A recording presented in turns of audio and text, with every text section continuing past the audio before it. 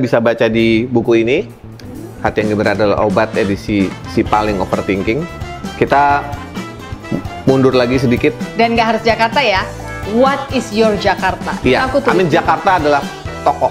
Ya, di sini sebagai tokoh. Sebagai tokoh. Ya. Kita mundur sedikit ke era Sophie di Bandung. Oke. What can you tell about Bandung?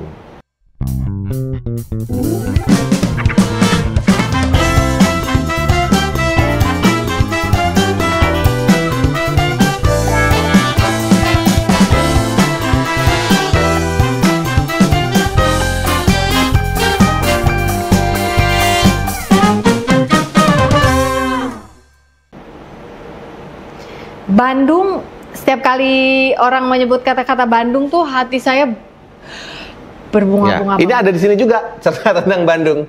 Jadi kota-kota ini hanya untuk saya untuk masuk ke apa yang pengen Sophie ceritakan sebenarnya. Ya. Jadi Bandung ini di sini juga tokoh ya. Tokoh ya. Karena what is your Bandung?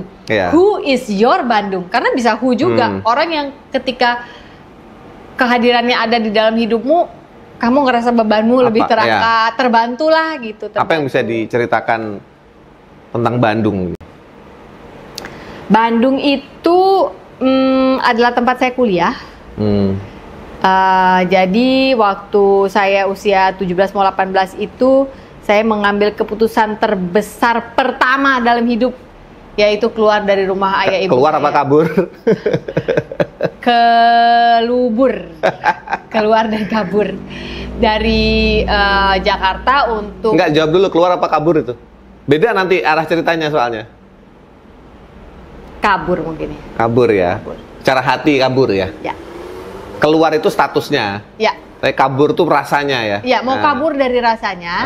Tapi tidak dengan konotasi kabur, karena kalau dibilang kabur kan nggak bertanggung jawab ya. Kabur aja. Kabur, ya. Lu punya utang nggak mau bayar, lu kabur. Ya, bukan. Minggat gitu ya, enggak ya. Bukan minggat.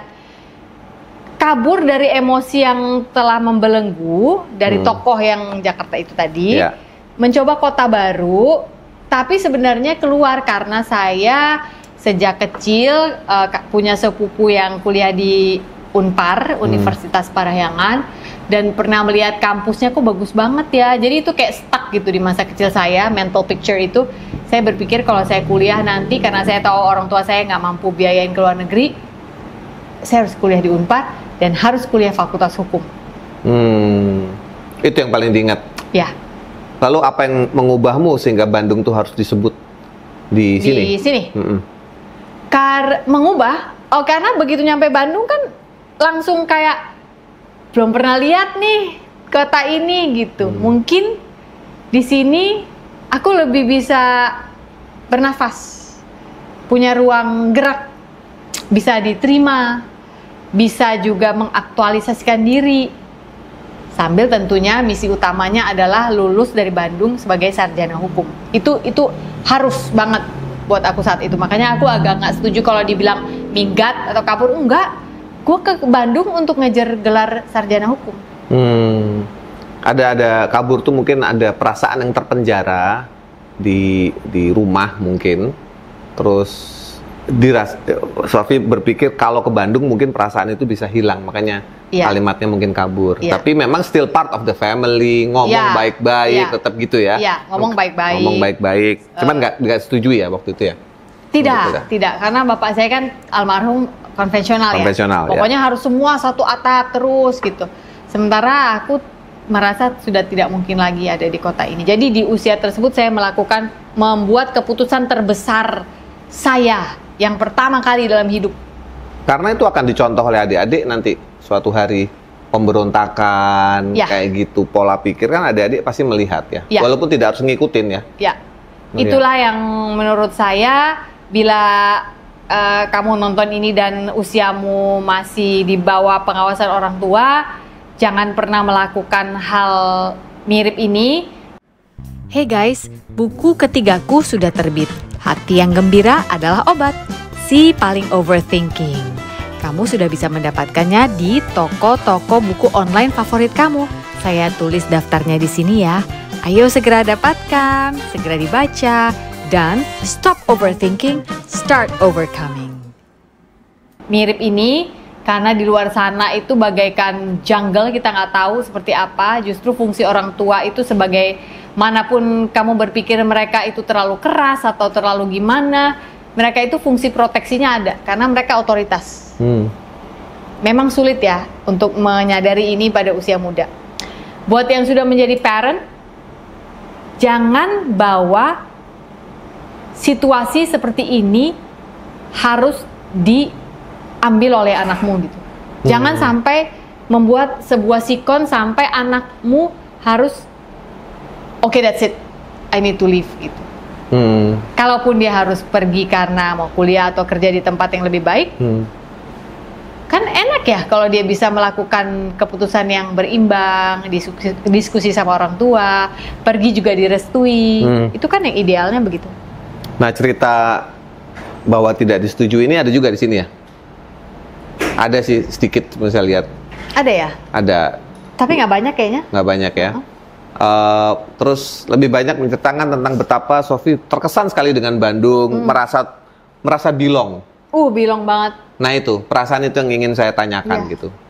Langsung dalam waktu setahun. Apa? Siapa yang membuat engkau merasa belong? Bahasa Sunda. Nah itu, apa dan siapa yang membuat Anda merasa belong di Bandung itu? Di sana itu, bagian ini nggak ada karena saya keluarin dari bab itu. Sebenarnya ada yang pertama kali berkenalan dengan almarhum Hari Rusli, lalu saya diterima di DKSB, teman-teman yang pada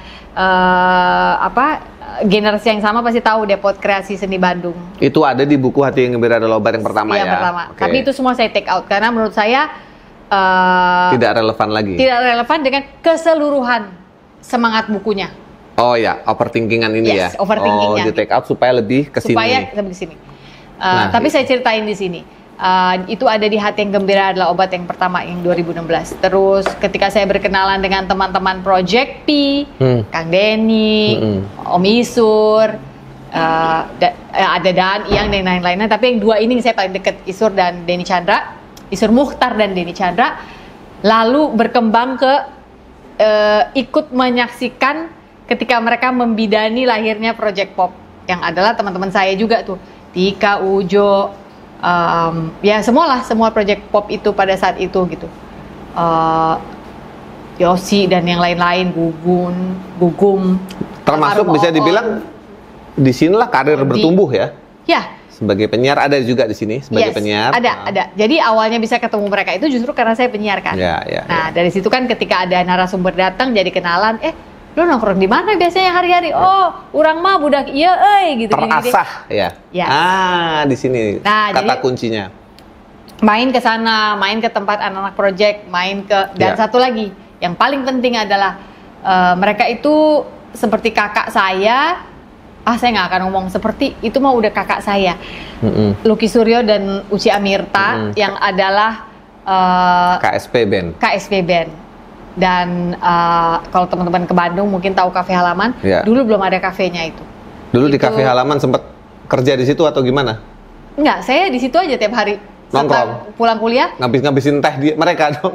Belum ada Kafe Halaman. Belum ada. Dulu tuh masih bener-bener halaman rumahnya Mas Luki itu. Jadi kita bisa main bola di situ. Tanya deh sama teman-teman yang juga satu generasi. Rida Sita Dewi misalnya, itu juga ada di situ pada generasi itu. Terus siapa lagi ya teman-teman Bandung yang ada di situ? Chandra juga pada saat itu ada di situ. Masih banyak nama-nama lain yang aku bisa sebut yang ketika mereka baru mulai terbit karirnya itu salah satu yang menjadi tempat mereka dapat duduk dan just be yourself itu ya Kafe Halaman itu. Sebelum jadi Kafe Halaman. Waktu itu cuma studio latihannya KSP. Ya, episode Bandung itu memang harus saya tanya karena di sini juga you can see from her face kalau dia cerita Bandung tuh langsung begitu ya. Kalau cerita kota lain, Jakarta misalkan itu the battle yang dia tangkap gitu. Jadi ketika kita bicara Bandung, dia merasa, kalau menurut saya merasa sih di Bandung tuh kamu terasah. Jadi bukan awal dari karir, bukan, tapi di situ terasah sehingga akses ke mana-mananya dapat di situ. Karena awal karir di Singapura justru. Iya. Nah, kalau bicara awal karir di Singapura, ini juga menjadi bagian penting dari buku ini karena semua ini kalau saya sebagai pembaca yang egois, sebagai pembaca yang egois, saya mau bilang bahwa segala sesuatu tuh dimulai dari Singapura itu. Ya. Everything starts in Singapore. Your career, your development as a person. As a child ya. Kalau person di Bandung menurut. No, as a person kan sekarang. Ya. Tapi kan developmentnya itu kan dimulai dari situ. Ya konsepsinya juga kan di Singapura dong. Iya. Ayah ibu saya bersatu. Ayah ibu bertemunya di Singapura. Ya, bertemu dan bersatu. Bersatu di Singapura. Lahirlah saya itu kan. Iya. Itu sebuah konsep yang tidak bisa dipisahkan antara kota-kota ini. Makanya saya mau mulai dari kota-kota itu.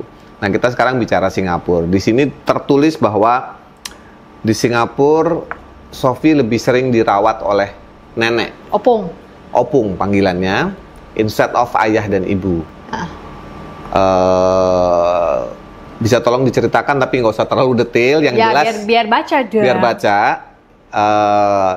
Bagaimana rasanya saat itu dirawat oleh nenek? Bab yang itu juga sudah ada di Hati yang Gembira adalah obat pertama, tapi yang ini saya kembangkan lagi agar memang intensinya adalah untuk menyadarkan bahwa setiap dari kita punya luka batin masa kecil, inner child wound. Beda-beda, ada yang luka batinnya mungkin ya lukanya nggak gitu dalam gitu loh. Ya luka sih, tapi nggak dalam kok, nggak apa-apa, digini-giniin juga beres. Seperti Anda mungkin. Kenapa tuh? Ya, menurut aku kamu luka batin kecilnya tuh nggak ada, aku aman. Dibandingkan aku gitu ya, agak near gitu, menurut aku. Nah, potong dulu sampai situ. Makanya saya nggak ada urgensi untuk nulis buku. Saya menyampaikan message, keinginan pikiran saya lewat lagu. Kalau Bu Sophie mungkin lewat buku karena harus bentuknya ini, karena ini lengkap. Iya. Kalau lagu kan sepotong sebenarnya. Iya, kalau dengerin lagu saya nggak laku nanti di Spotify. Saya lagu hanya boleh 3 menit, orang udah nggak punya kesabaran. Marah mendengar. Aku bisa marah, nggak bisa laguku tuh 5 hari. Nah, itu kan overthinking tuh. Oke, dari Singapura tadi luka batin kecil. Ya. Terus? Ya udah itu. Jadi kalau mau dibilang itu adalah personal developmentmu mulai dari situ ya itu dong. Jadi sekarang ditulis dengan angle yang berbeda di sini. Iya. Tambahan paragraf, tambahan pemikiran, tambahan kata-kata begitu ya. Rasa. Dan berusaha menghadirkan rasa itu di kalimatnya. Oh. Sama kayak kamu nulis lagu, terus kamu dikasih kesempatan memproduksinya. Kasih dia contoh lagu kamu yang paling dalam, misalnya kata-katanya apa?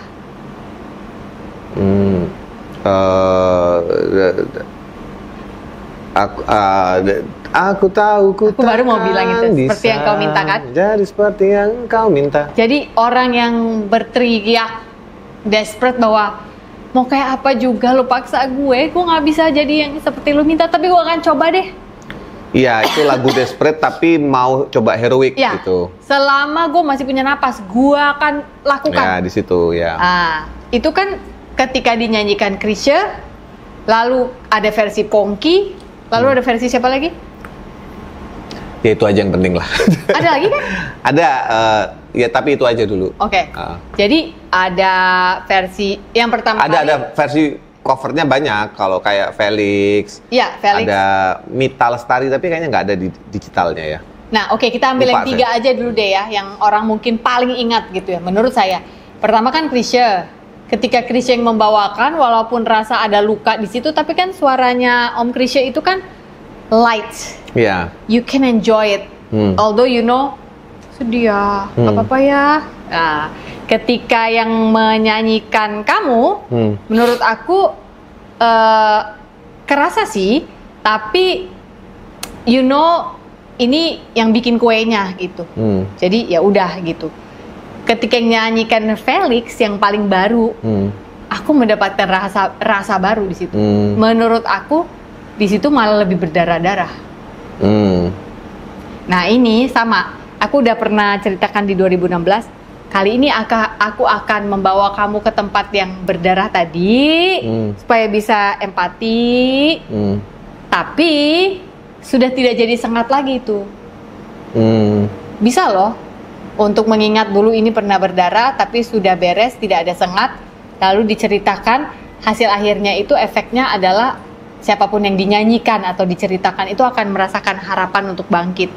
Beda dengan masalahnya belum selesai, kita udah keluar-keluar cerita, yang ada kita cuma buang sampah aja, terus orang itu meninggalkan, maksudnya pergi setelah kita cerita, terus yang kayak, kok berat banget ya dengar dia curhat gitu. Ya, kembali ke yang Singapura tadi. Banyak cerita juga yang Sophie ceritakan di sini mengenai Singapura. Tokoh-tokohnya juga disebut, Opung, terus peran ayah saat itu, peran ibu saat itu.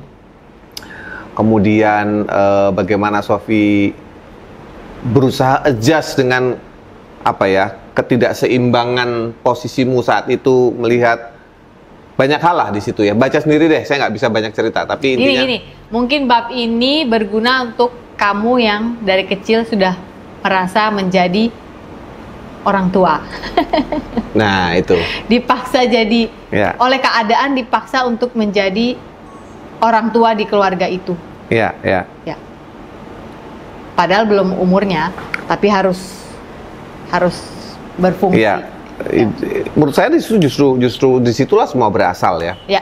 Dan kemudian kalau saya sebagai pembaca yang kebetulan saya juga orang terdekat Sophie, saya juga bisa melihat bahwa ketika akhirnya kami ke Bali,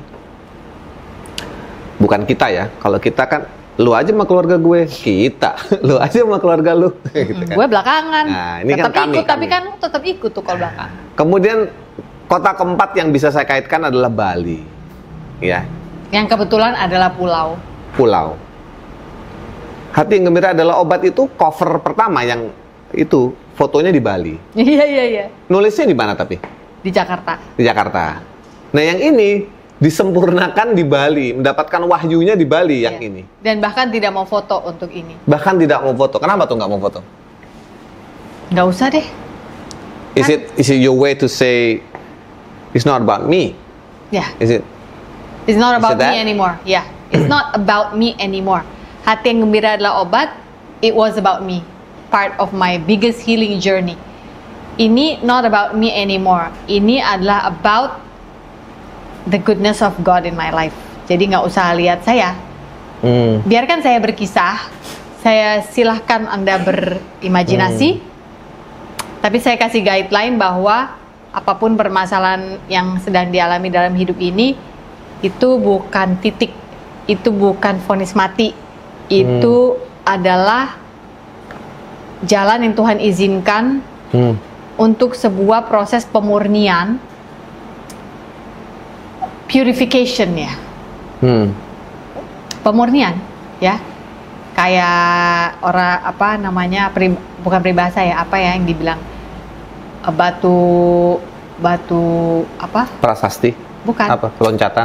Yang semakin kita gosok berlian itu tadinya semakin kita gosok dia kan. Iya. Semakin kita gosok semakin terasa dia akan semakin shine menjadi berlian. Yes. Itu maksudnya. Apa sih pepatah itu? Kenapa mendadak lupa ya gue? Oh. Gitu. Ini apa nih kalau nih? By default and a little bit about boundaries. Ya. Sejak kita punya internet, kita hampir nggak punya batas. Oh, ini judul ini justru sebelum ada internet membahana, itu aja kita udah nggak punya batas. Oh. By default, kita melakukannya by default. Iya, sampai sekarang saya bisa tahu kamar tidur si artis apa itu kayak apa. Bisa tahu. Iya, padahal kan nggak perlu tahu loh. Itu tidak perlu mengambil tempat di memori gigabyte otak kita. Tentang apa ini? By default and a little bit about boundaries. Yaitu betapa dulu aja internet belum marak, kita udah terlalu banyak mendapatkan informasi. Terlebih setelah pandemi COVID ini, dunia digital yang tadinya naiknya gini nih, kalau ke atas tetap landai ya, pelan. Jadi gini, tegak lurus. Begitu cepat? Terlalu cepat menurut saya. Iya. Maksudnya Sophie mungkin sebelum ada internet, pertumbuhan teknologi itu cukup landai. Tapi begitu ada namanya internet, langsung lebih cepat, lebih tinggi. Ya, terlalu cepat, terlalu tinggi. Bahkan saat ini kita harus berani mengakui bahwa mohon maaf jika Anda adalah generasi baby boomer sedang menonton ini, baby boomers udah sulit sekali mengejar. Kita aja yang generasi X menggep-menggep untuk keep up. Hah? Udah what's next? Oh, sekarang bisa gini. Oh, sekarang bisa gini gitu. Kita dan milenial, generasi X dan milenial aja udah menggep-menggep. Baby boomer udah sama sekali sulit sebenarnya menurut saya. Kalau ada yang bisa mungkin satu di antara berapa puluh yang mungkin unggul, tapi still it's not their everyday cup of tea. Buat mereka sulit. Nah, sekarang si generasi Z sama Alpha ini nih yang sedang berkembangnya dengan itu. Tapi apakah mereka mengerti yang namanya healthy boundary? Belum tentu. Karena mereka tidak pernah terekspos kepada kehidupan ketika segala sesuatu masih berbentuk konvensional. Ketika datang ke rumah orang tuh kita telepon dulu, gue bakal lewat daerah sana nih, boleh ke rumah nggak? Bukannya udah deket 5 menit lagi nih gue nyampe rumah lo, buset. Terus lu mau sampai jam berapa di rumah gue? Sampai makan malam sambil ngobrol kita udah mikir, aduh harus mesen makanan di mana ya? Minimal mesen sate kayak apa kayak nih, masa ada tamu di rumah nggak kita kasih makan, kan nggak ada persiapan. Atau zaman sekarang bahkan nelpon orang nggak kenal-kenal banget tapi kepengen video call. Oh iya. Tapi itu. Terus kalau nggak dijawab WhatsApp, sombong nih. Gimana maksudnya? Kalau gue lagi boker gimana? Iya. Ini ada jendela. Kalau jendelanya apa? Jendela adalah ini window. bab baru ya? Bab baru. Bab baru ya. Oke. Jendela adalah window. Oke, saya nggak akan bahas karena. Tingkap. Iya. Kenapa? Kenapa ini masuk? Kenapa ini masuk? My fascination akan Windows.